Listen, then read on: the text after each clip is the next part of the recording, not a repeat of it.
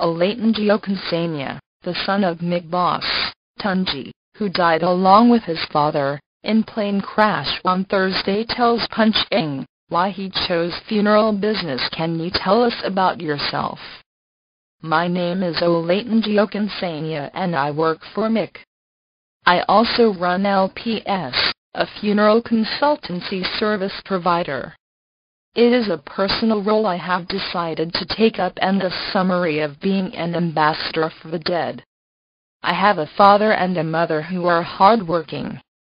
I am the second child of the family and I have an elder sister, who is a celebrated makeup artist.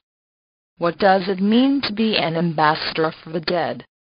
In every institution that we have, everything is properly taken care of, but nobody talks about the dead, and they have issues ranging from the laws governing them, burial spaces and so much more. What we do is we speak with people, and we have been able to build a relationship with the federal and state governments plus private institutions, to take good care of the dead. A dead person has a right to be visited by its family 50 years after if the burial space is intact.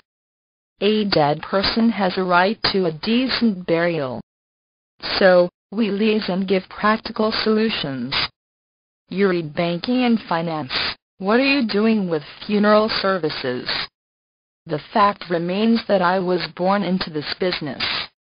My grandfather started MIC in 1946 and my father at some point created something out of it.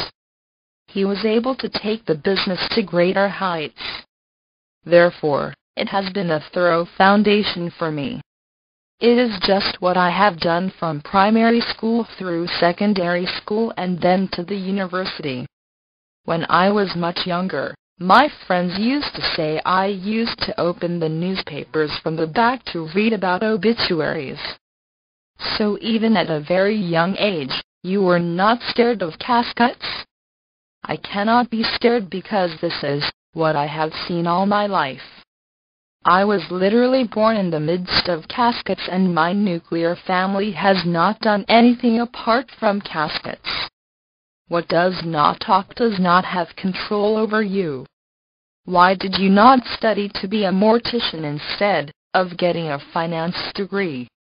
I have a diploma in psychology, a degree in banking and finance, and I have so many international affiliations with funeral consultancy services.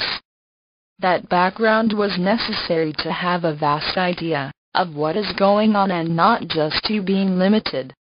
I did that to learn a little more outside the jurisdiction of what I do.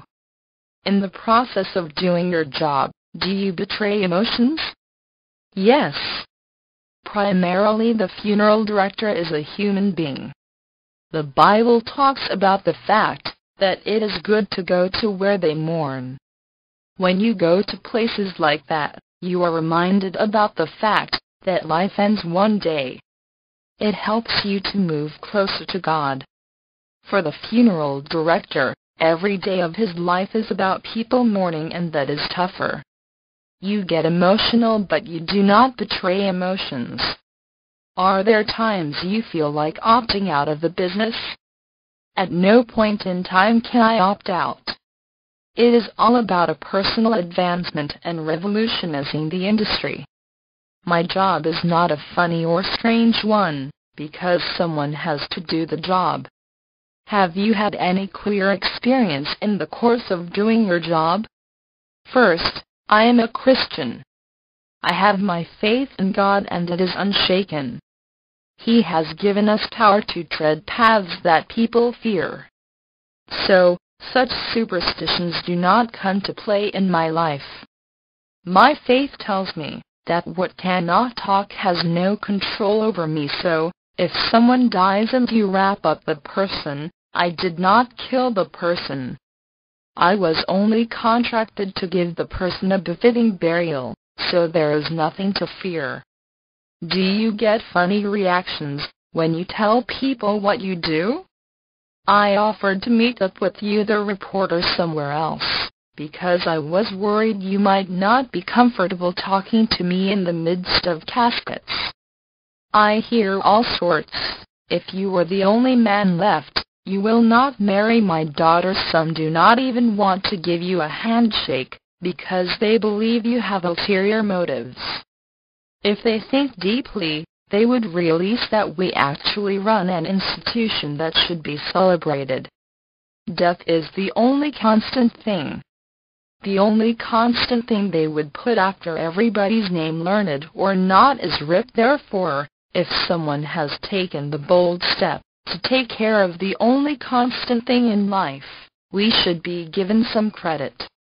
When marriage comes eventually, I do not think my prospective in-laws should worry about what I do. What they should worry about is if I can take care of their daughter.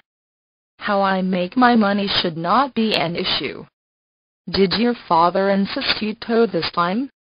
At no point did he insist, and until tomorrow, he does not. That will also help me with my children, because I will give them the best of everything and they will have the opportunity to decide what they want to be in life. It is not compulsory they take after me or their grandfather or great-grandfather. Are there any high points in this profession? Yes, there are, because you would realize that a lot of people look forward to meeting you. I have had opportunities of meeting people, because I have provided this essential services for them. We do not have to knock their doors to get their audience. You are wearing black now. Does it have anything to do with your job? Not exactly. Maybe it is because I am used to it, or we deal with many people that mourn. If I wear a yellow shirt or tie to where people are mourning, I will look out of place. I am not always in black. I wear white, gray, and other colors.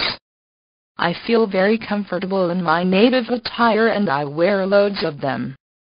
How do you relax when you are not working? Because I have a lot doing as an ambassador of the dead, I do not have time to relax. I am always in the middle of a new challenge. Are you under pressure to outdo your father? You cannot outdo a man that is still on his feet, energetic, fit, a pace-setter, and enjoys what he does.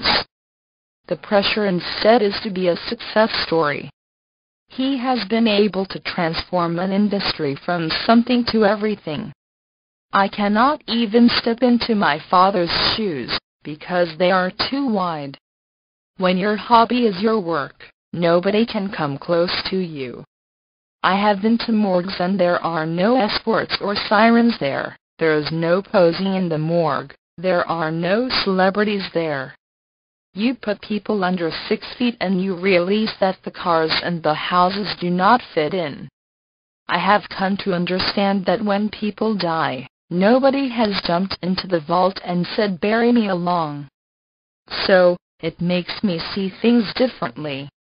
At the end of the day, when they say everything is vanity, I am in a better position to talk about it because I have seen it all. Culled from PunchNG, copyright 2013, Nigeria Films. Calm.